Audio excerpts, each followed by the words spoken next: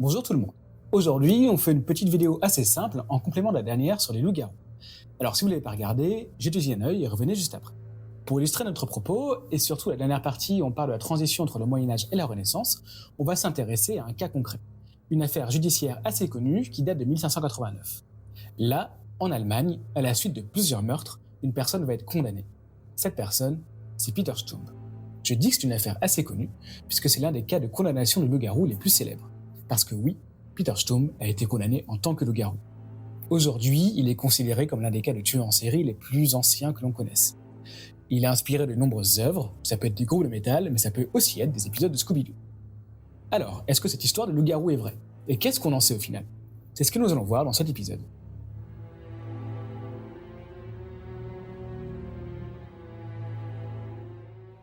Alors, l'histoire s'est bel et bien déroulée. On le sait grâce à plusieurs sources, dont deux principales. Un livret imprimé à Londres en 1590, c'est-à-dire un an après les événements, et les écrits de Hermann von Weinsberg, qui était un notable de Cologne, qui avait l'habitude d'écrire tout ce qui se passait autour de lui. Comme Cologne, c'est pas loin des événements, il a bien évidemment écrit sur Peter Stump. La quasi-totalité des sources allemandes a disparu au fil des siècles. Ce sont donc les deux principales qui nous restent. Et on va commencer par se concentrer sur celle de Londres, puisque c'est la plus complète. Alors, qu'est-ce qu'elle nous dit? Alors dès l'introduction, on lui dit que ce texte est une traduction anglaise d'un texte en haut allemand apporté par un certain George Bohr, qui sera d'ailleurs cité en toute fin de texte comme témoin que tout est vrai. Puis, en présentant rapidement les événements, on nous parle de Satan, de sorcellerie, de démons, et on nous dit que le criminel est bien le fils du démon. Ça ressemble presque à un roman. On nous présente juste assez d'éléments pour nous donner envie de lire la suite.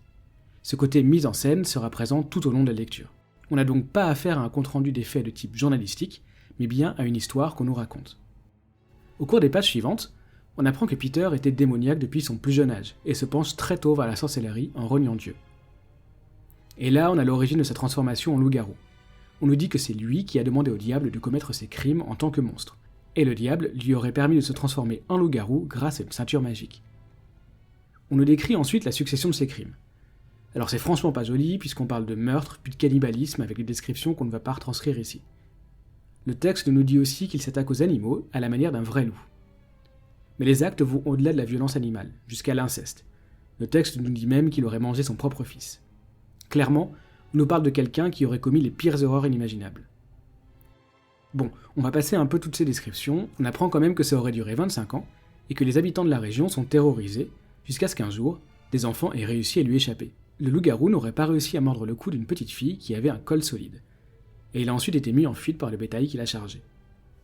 L'auteur nous précise alors que tout est vrai, car des Anglais de bonne réputation ont des contacts là-bas. Donc ça, forcément, c'est pas une traduction du texte allemand. À partir de là, le loup est traqué avec des chiens. Des hommes l'ayant vu se transformer devant eux ont pris Peter Stump en ville. En l'emmenant chez lui, on a trouvé que c'était bien lui le coupable et on l'a emmené devant les autorités. Là, on nous précise que, par peur de la torture, il a confessé tous ses crimes. La sorcellerie, le lien avec le diable qui lui a donné une ceinture pour prendre l'apparence d'un loup. Il a décrit l'endroit où il a mis la ceinture, mais elle n'a pas été retrouvée.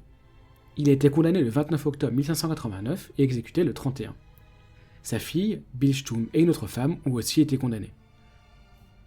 Peter subira le supplice de la roue. Ses membres seront brisés, sa peau écorchée avec du fer rouge en 10 endroits, il sera décapité et son corps brûlé. Ses complices seront, elles, brûlées vives. Plus tard, sa tête sera plantée sur une pique au milieu de la ville, accompagnée de 16 morceaux de bois représentant les 16 victimes.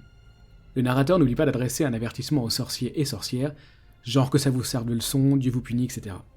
Le texte s'achève en nommant les personnes témoins qui ont rapporté la chose à Londres, dont le George Bohr du début. Bon, on a volontairement passé sous silence certains passages trop graphiques, car l'atrocité des actes attribués à Peter Stump sont bien décrits et ils sont justement atroces. Il y a plusieurs versions de cette histoire. D'ailleurs, dans les deux sources dont on vous a parlé, le nom est orthographié différemment. Stube en anglais et Stup chez Hermann von Weisberg. Mais si on enlève tous les éléments surnaturels, voilà l'histoire qu'on a. En 1589, un homme a été arrêté en Allemagne, dans la ville de Bedburg, près de Cologne. C'est un fermier, plutôt aisé, qui aurait commis des crimes horribles sur des hommes, des femmes et des enfants pendant environ 25 ans, allant jusqu'au cannibalisme. On apprend que dès son plus jeune âge, il présentait un comportement inquiétant et entre ses 12 et 20 ans, aurait commencé à s'intéresser à la sorcellerie. Au cours de sa vie, il a eu des enfants, au moins un garçon et une fille, qu'il aurait tué le garçon et entraîné sa fille comme complice. Après 25 ans et environ 16 victimes, les habitants, qui en avaient aussi marre de retrouver des cadavres souvent pas entiers, semblent avoir organisé ce qu'on pourrait appeler une chasse à l'homme et ont trouvé Peter Stum dans un village. En l'accompagnant chez lui, ils auraient trouvé des preuves de ses crimes. On ne peut qu'imaginer ce que ça veut dire. Un procès est prévu, mais d'abord une séance de torture. Et dès le début, Peter Stum avoue tout. Les crimes, la sorcellerie, que le diable lui permet de devenir un loup-garou grâce à une ceinture magique. Il précise même où il l'a jetée. Les magistrats envoient la chercher, mais personne ne la trouve. Au final, le 29 octobre 1589, Peter Stum est condamné avec sa fille Bill Stum et une femme, Catherine Trompin, probablement sa compagne. Le 31 octobre 1589, Peter subit un châtiment terrible avant d'être décapité et son corps brûlé. Les deux femmes sont, elles, brûlées vives. Plus tard, sa tête est empalée sur un morceau de bois tiré de la roue et montré dans la ville.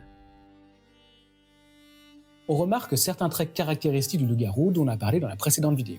Peter Stum est un fermier, donc il vit à l'écart de la ville, de la civilisation. Ses actes sont synonymes d'une sauvagerie animale, et il a besoin du diable et d'une ceinture, donc d'un objet magique, pour se transformer. Car, comme le disait saint Augustin, seul Dieu peut transformer l'essence d'une personne.